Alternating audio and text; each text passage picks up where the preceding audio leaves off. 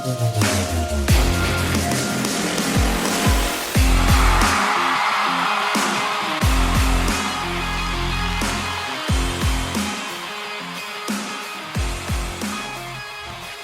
right, well, you saw the title, you clicked, you're here. That's the question, Colts Nation, and I started actually by asking all of you. Now, 53% of you answered yes, and 47% of you answered no. Now, that is about as close to even money as you are going to get when you ask any question. That's basically 50-50, split right down the middle. Now, for those of you who have been here a while, it is no secret that I am a Chris Ballard guy. I'm not going to hide it, right? But that isn't going to stop me from having a discussion that I deem worth having. It's not going to stop me from visiting a topic that perhaps should be discussed amongst the fan base. That's what we're all about over here, about furthering the discussion around these Indianapolis Colts, particularly when I feel like some of you might need a little bit more of that discussion. Now, I will start, I guess, by laying out the defense of Chris Ballard. Maybe I won't start there, but that's certainly where I'm going to be going, okay? Now, and I know just me saying that has some of you foaming at the mouth. Before you've even listened to a word I said, you're already in there on your couch, right? Typing up your scathing response that you have building up in you from years of anger from I don't know what, right? I don't mean to attack you, but I mean, my goodness, let's be civil, okay? Because I by no means take any pleasure in talking about Chris Ballard's job. I'm a fan of his, but for the sake of making content for all of us here, I'm kind of trying to come over to you a little bit and talk about what you want to talk about ever so slightly, despite the fact that I kind of like talking about what I like to talk about. So in the face of that, I do ask you to have a little bit of grace. Just return the favor to me in this moment, right? Because I hear all of you, I listen to all of you, and that is why we are here talking about this today. So despite the fact that I just said all of that and basically just stated my position on Chris Ballard, I want you to be patient with me because you may end up surprised with where I actually end up in the conclusion I come to at the end of this episode. Now, the argument against Chris Ballard is something like as followed. During his time here, he is 54-60-1 with 2 playoff appearances, 1 playoff win, and 0 AFC South titles. Now, I'll tell you what. That is a solid argument against Chris Ballard. And I will say this, it ignores a ton of context for sure.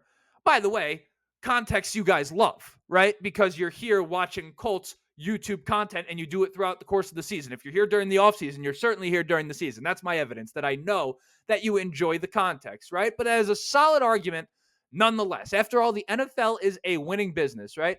Winning is all that matters. And that's not just a figure of speech. Like actually, right? A team's target audience is its fan base. The fan base gives the team money. They will give less money and show up to less games if the team sucks. So literally, it's a winning business. And the fact of the matter is that 54-60-1 does not cut it. I'm not going to debate that. I'm not going to sit here and pretend that's like a good record over time, okay? And you couple that with the fact that Chris Ballard is not the most aggressive guy in free agency, particularly in a time where we are watching the rest of the division, the AFC South that is, be wildly aggressive. And you have a recipe for this big bowl of upset Colts fan soup, right? I get it. Okay, so I've acknowledged your argument.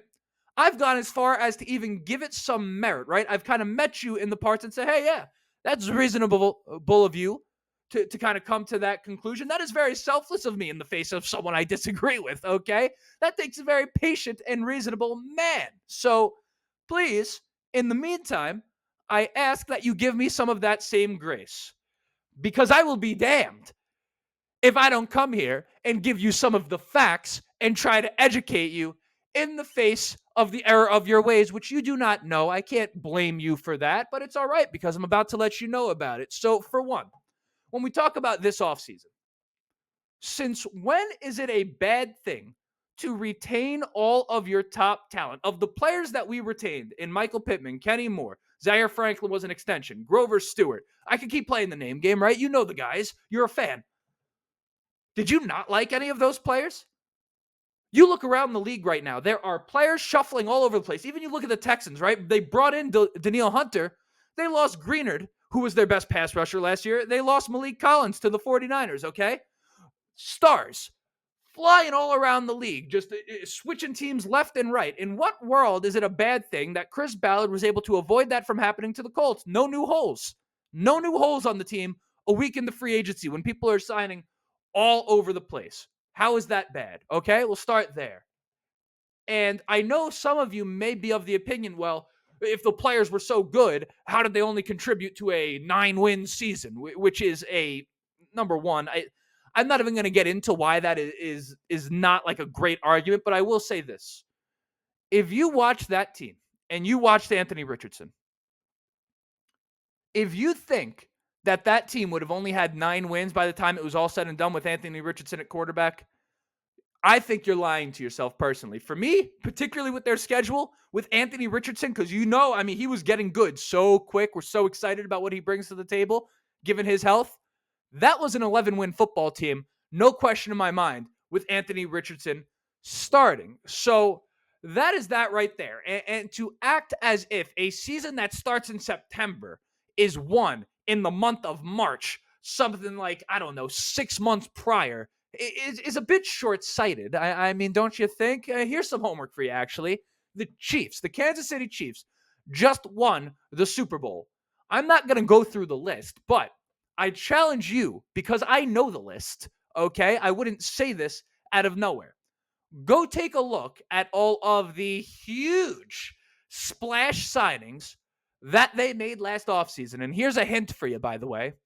You're going to find next to none. Start naming and start thinking about all of the Chiefs' stars right now, all of their best players, their core talent. Patrick Mahomes, Travis Kelce, Chris Jones, Rashid Rice, Isaiah Pacheco, Trent McDuffie, L'Jarius Sneed, who all of you want. Where did the Chiefs get those guys? Where did they get those players? Free agency? Wrong. Try again. There's only one other option. That's right. They got them in the draft. Now, that's just one aspect of my argument. Make no mistake. We're going to be breaking this down a little bit further throughout the course of this episode. For those of you who need me to do it, again, you'll be surprised where I end up. There's a plot twist at the end of all of this for all of you Ballard haters. So stick with me until then. But before we get into it, got to introduce myself. My name is Justin. This right here is the Ride in the Bench Colts podcast. As always, I ask anyone listening on YouTube and enjoying, go ahead, shoot it a like. It's going to help me get out to as many Colts fans as humanly possible. We're shooting for 3,000 subscribers on the YouTube channel before the end of the year. Well, not the end of the year, the start of next season. We're not close, but we're closing in really to some degree on 2,200. Let's start there. If you keep coming back, you enjoy the content, whether you agree or disagree, but you appreciate the discussion, maybe today is the day you subscribe. But most importantly, what I want out of you is to enjoy the episode, for you to hear me and listen to me, even if you disagree. And then we have some civil discussion in the comments section, and that's what we do. All right. So let me just, I'm about to go the Andrew Luck route, okay? And I know a lot of you don't like that, but you're probably about to think or say or type something like as followed. It's been 4 seasons since Andrew Luck. It's not an excuse anymore. Blah, blah, blah, blah, blah, blah, blah. All right. I'm going to do something classy.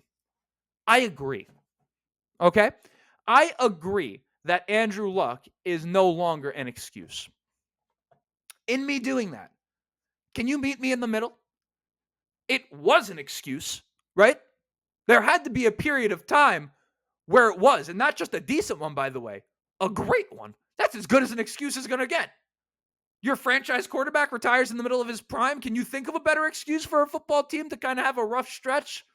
Now, the question becomes, for how long was it an excuse? Well, let's rewind a second, because we cannot forget how the Colts were viewed going into that season before the news of his retirement broke. Now, they were viewed in a short list of legitimate Super Bowl contenders going into that season, amongst the favorites to come out of the AFC.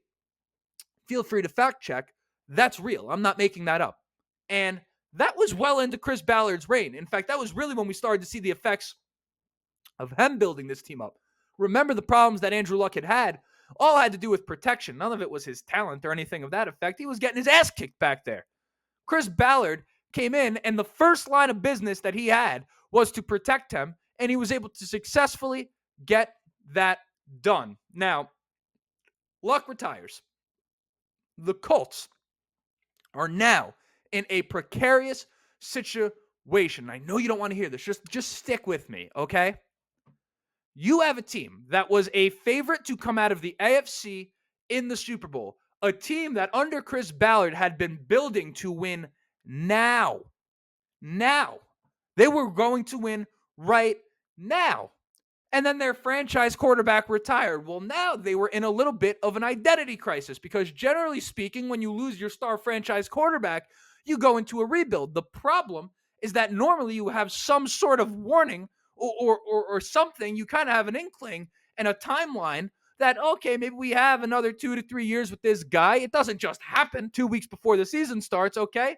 So they were faced with a situation, right? For example, if you were going to make sausage, right? Jim Irsay loves the sausage example. If you were going to make sausage, maybe you've never made sausage before, right? So what would your line of, how would you go about doing it, right? Well, for starters, you would hit up Google. You would go look for some recipes. Do you know why? Because there are other people that had tried to make sausage before. They had gone through the trial and error. They had gone through the trials and tribulations of trying to figure it out. And now you are for the first time doing it, but you're able to go learn from them. The thing is that the Colts and you making sausage were two different people, right? The Colts were the ones writing the article. They had no playbook. There was nowhere for them to go. There is no team ever that had their franchise quarterback retire like that in the middle of a win now roster. I mean, that was a tough time. So they were faced with the decision, well, okay, do we blow this entire thing up? Or do we try to take this roster and take advantage of this window? They decided, hey, we're going to go and do the veteran quarterback route. Now, listen, how it played out is how it played out. All I'm trying to say is that to make it like that is Chris Ballard's fault by any stretch of the imagination in that moment is absurd. It's absurd. It ignores all the context, and he did the best he possibly could with the information he had at that moment, which, by the way, is all you can do in any aspect of your life, let alone running an NFL football team, right? This isn't your Madden franchise. You don't get to just quit it, shut it off, and start over when you made a wrong move. You don't get to shut the salary cap off in the settings or anything. You don't get to turn it to all pro when you're throwing 6 interceptions a game. This is real fucking life, okay? So you also have the idea, by the way, that Ballard doesn't make any moves whatsoever. It's false. He makes calculated moves. He doesn't make a lot of them, but make no mistake, there's always a move. You talk about trading the first-round pick for DeForest Buckner, signing Stephon Gilmore, which, by the way, happened 2 weeks into free agency that season, but that's neither here nor there. That's maybe a discussion for another time. Perhaps not a discussion at all. Would just like to point that out because maybe you have a short memory.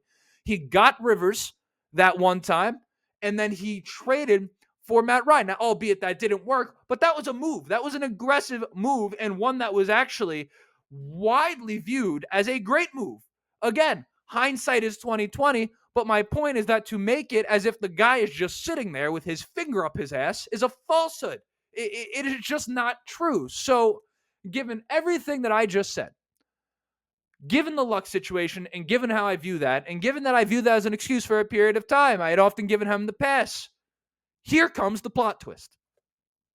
I feel the clock on Chris Ballard has officially started. All right? I feel like it started. I'm not saying his seat is a hot tamale. I'm not saying that he has to hop out of it tomorrow. It's now or never. But what I'm saying is that you have a new coach, finally a new young quarterback. They intentionally went young last year. They were the second youngest team in all of football. And mind you, he is touted for his drafting ability. Even his most staunch hater would at least give him a level of credit when it comes to the NFL draft, right? Given all of that, we are now here in the middle of Chris Ballard's first official rebuild. Not one that was just thrust on him unexpectedly out of nowhere. His first rebuild. New coach, new quarterback, young talent that you're bringing in. You have all of that. There is no excuse after this, Mr. Ballard, who I love dearly. There's no excuse after this. But here is the good news. This started last offseason was widely considered to be one of the best offseasons the Colts have had under Chris Ballard in a period of time. We saw the urgency out of him. And then this past season was wildly promising. Now, when you talk about the expectations versus reality, the Colts greatly overachieved this past season. Now, of course, when you compare that to the years with Peyton Manning, of course, it's not all that. It leaves a little bit to be desired. But again, we are officially in Ballard's first actual rebuild. So what we see in Indy over the course of the next few years, specifically Anthony Richardson's rookie contract, is likely to determine Chris Ballard's future. But he knows this. He absolutely knows this. We saw evidence that he knew this last offseason.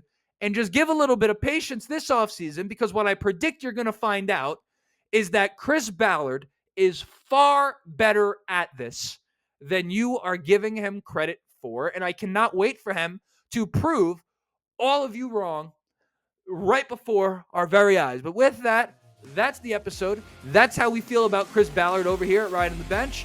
And until next time, my name is Justin. This was the Riding the Bench Colts podcast. And as always, go Colts, and in Ballard we trust.